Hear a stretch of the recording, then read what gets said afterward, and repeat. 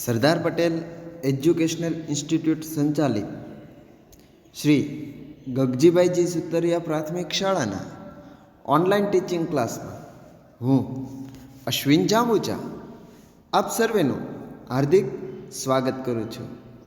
કેમ છો મારા બાળમિત્રો? મજામાં ને? બાળમિત્રો, આજે આપણે એકમ 11 લીટીઓ જ લીટીઓ વિશે અભ્યાસ કરવાનું છે. આ વિડીયો પહેલાંના વિડીયો લેક્ચરમાં આપણે રાયમા જસ્મિત જે સ્ટમ્પ મૂક્યા હતા તેના આધારે આપણે લીટીઓ વિશે અભ્યાસ કર્યો હતો અને તેમાં આપણે ઊભી લીટી, આડી લીટી અને ત્રાંસી લીટી વિશે અભ્યાસ કર્યો હતો, જેનાથી તમે માહિતગાર થઈ ગયા છો. સાચી વાત ને?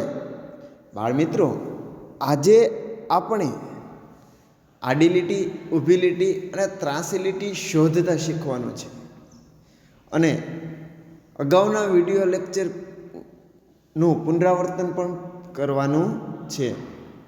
બાળમિત્રો, આપેલી લીટીઓ કેવી છે તે કહો. અહીં જે લીટીઓ આપવામાં આવેલી છે તે ઊભી લીટી છે, આડી લીટી છે, ત્રાંસી લીટી છે, તે તમારે કહેવાનું છે. કહેશો ને? તો તૈયાર છો બધા બાળમિત્રો? તો ચાલો શરૂ કરીએ. બાળમિત્રો, અહીં કેટલીક લીટીઓ આપવામાં આવી છે જે તમને સ્ક્રીન ઉપર દેખાય છે. જો દેખાય છે ને?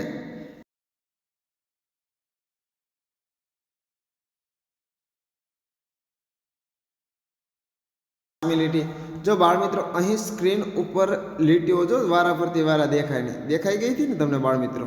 જો આ લીટીઓ કેવી છે તો તમને ખ્યાલ હોવો જોઈએ અને તેનો તમારે જવાબ આપવાનો છે. શું આપવાનું છે? જવાબ. ચાલો બાળમિત્રો, કહો જોઈએ આ લીટીઓ કેવી છે? ખૂબ જ સરસ. કેવી લીટી છે? આડી લીટી છે. કેવી લીટી છે? આડી લીટી છે. હવે બીજી લીટીઓ છે તે તમારે મને કહેવાનું છે. જો દેખાય છે ને બાળમિત્રો?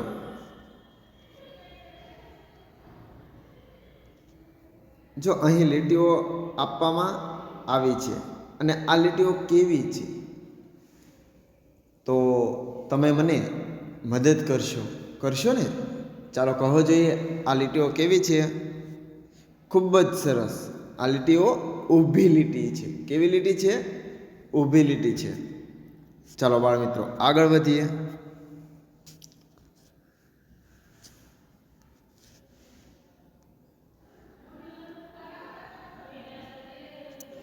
જો દેખાય છે ને બાળમિત્રો અહીં તમને આ લીટીઓ કેવી છે, તેનો આકાર કેવો છે તે મારે કહેવાનું છે.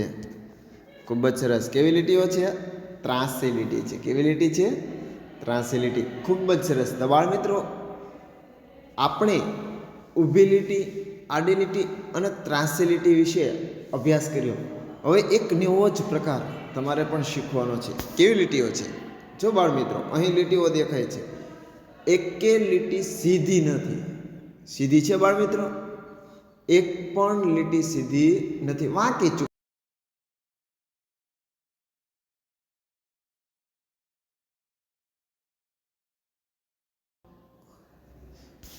સરસ. વાંકી લીટી. કેવું લીટી કહીશું બેટા? વાંકી લીટી કહીશું. આ જે લીટીઓ તમે જોઈ રહ્યા છો સ્ક્રીન ઉપર, તેને સીધી નથી એટલે તેને વાંકી લીટી અથવા વક્ર લીટી તરીકે પણ ઓળખવામાં આવે છે. નીચેની આકૃતિમાં અલગ અલગ પ્રકારની લીટીઓ ગણો અને તેમની સંખ્યા લખો. અહીં આપણને અલગ અલગ પ્રકારની લાઈન આપવામાં આવી છે, લીટી આપવામાં આવી છે અને તે આપણે ગણવાની છે. તો સર્વપ્રથમ પહેલાં આડી લીટી. તો કે આડી લીટી જો અહીં છે, દેખાય છે ને બાળમિત્રો?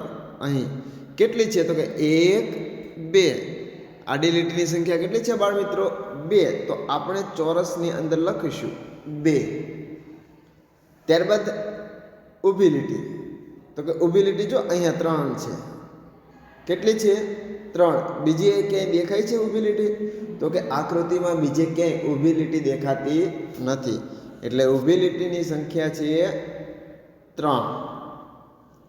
ત્યારબાદ ત્રાંસી લીટી, તો કે ત્રાંસી લીટીની સંખ્યા કેટલી છે? તો કે અહીંયા છે 2 અને 2 અહીંયા, એટલે કુલ કેટલી થઈ બાળ મિત્રો? 4. ત્રાંસી લીટીની સંખ્યા કેટલી છે? 4. તો આપણે ચોરસમાં કેટલા લખીશું બાળ મિત્રો?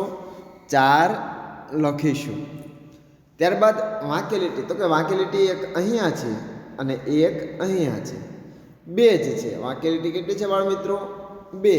તો આપણે ચોરસમાં કેટલા લખીશું? 2. તો અહીં આપણને જે આકૃતિમાં અલગ અલગ પ્રકારની લીટીઓ આપી હોય તેને આપણે ગણવાની છે અને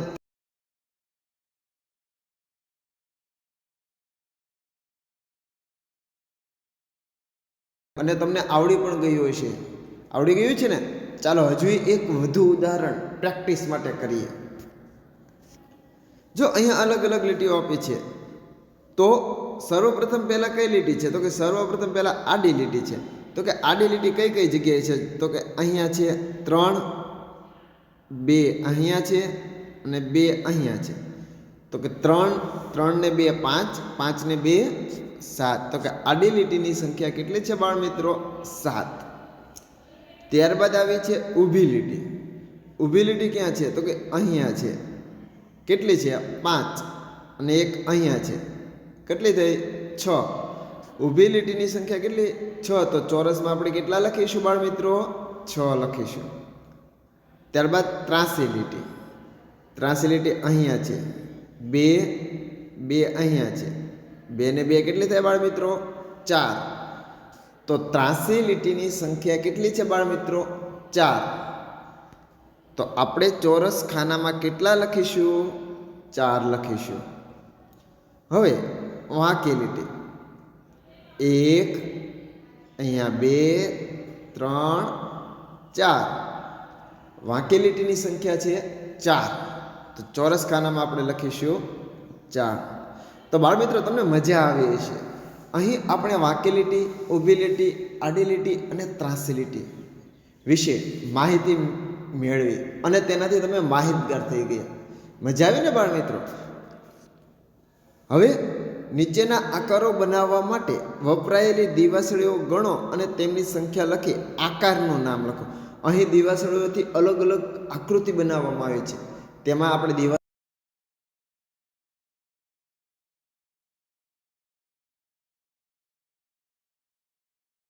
તો ચાલો આપણે પ્રથમ આકૃતિની આપેલી છે તેમાં દિવાસળીની સંખ્યા ગણીએ. મારી સાથે ગણજો. 1, 2, 3, 4, 5, 6. અહીં આપેલ આકૃતિમાં દિવાસળીની સંખ્યા કેટલી છે? 6. તો આપણે દિવાસળીની સંખ્યા કેટલી લખીશું બાળ મિત્રો? 6. હવે આકારનું નામ લખવાનું છે કે આ દિવાસળીથી કયો આકાર બન્યો? તો કે આ દિવાસળીથી કયો આકાર બન્યો બાળ મિત્રો? ત્રિકોણ. કયો બન્યો? ત્રિકોણ. વધુ એક ઉદાહરણ જોઈએ. ચાલો સર્વપ્રથમ પહેલાં આપણે શું કરવાનું છે બાળ મિત્રો? દિવાસળીની સંખ્યા શોધવાની છે. તો આપણે દિવાસળીની સંખ્યા શોધીએ. 1, 2, 3, 4. તો દિવાસળીની સંખ્યા કેટલી છે? 4. તો આપણે દિવાસળીની સંખ્યામાં 4 લખીશું. હવે આ 4 દિવાસળીથી કયો આકાર બન્યો તે પણ તમારે મને કહેવાનું છે. કયો આકાર બન્યો બાળ મિત્રો? ખૂબ જ સરસ, ચોરસ.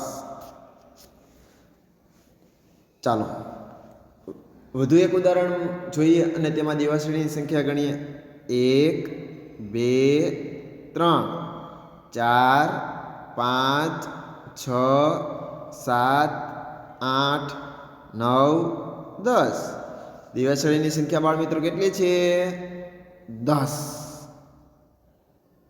ત્યાં આવી સ્કૂલની બસ. હવે બાળ મિત્રો તમે મને કહેશો આકાર કેવો આકાર બન્યો? ચોરસ. ખૂબ જ સરસ, ચોરસ બન્યો નથી પણ કેવો બન્યો છે બાળ મિત્રો? લંબચોરસ બન્યો છે. મજા આવી ને બાળ મિત્રો?